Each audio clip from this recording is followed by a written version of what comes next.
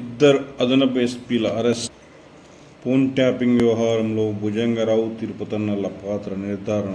SIB మాజీ chief Prabhakar Rao సహా ముగ్గురిపై LOC జారీ. రాష్ట్రంలో సంచలనం సృష్టించిన ఫోన్ ట్యాపింగ్ వ్యవహారం కీలక మలుపు తిరిగింది. స్పెషల్ ఇంటెలిజెన్స్ బ్రాంచ్ డీఎస్పీగా పనిచేసి సస్పెండ్ అయిన దుగ్గ్యాల ప్రణీత్ రావు ప్రధాన నిందితుడిగా ఉన్నాడు. ఈ కేసులో మరో ఇద్దరు పోలీసు ఉన్నతాధికారులు అరెస్టు కావడం కలకలం రేపుతోంది.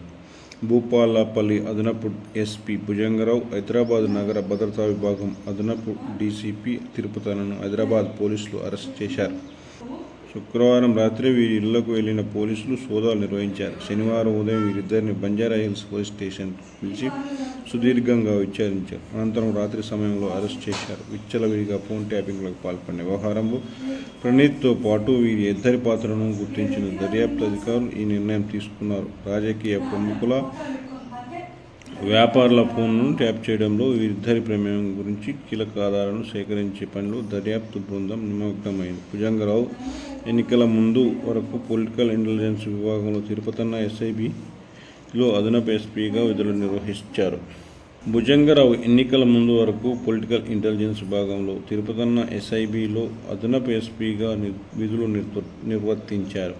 ఈ వ్యవహారంలో ఇప్పటికే ఎస్ఐబి మాజీ chief Prabhakar Rao, Hyderabad task force మాజీ డీసీపీ రాధాకిషన్ రావు, ఐన్యూస్ మీడియా నిర్వాహకుడు శ్రవణ్ రావు 6 పాత్ర ఉన్నట్లు గుర్తించారు. తొలుత ఎస్ఐబిలో ఆధార ధ్వంసం కేసులో అరెస్ట్ అయిన రాష్ట్రంలో జరిగిన ఉప ఎన్నికల సమయంలో ప్రతిపక్ష పార్టీల ముఖ్య నేతలను లక్ష్యంగా చేసుకుని ట్యాపింగ్లకు పాల్పడినట్టు గుర్తించారు. ముఖ్యంగా రేవంత్ రెడ్డితో సహా ఆయన కుటుంబ సభ్యులపైన ఫోన్లపైన ప్రత్యేకంగా నిఘా ఉంచినట్లు వెల్లడింది.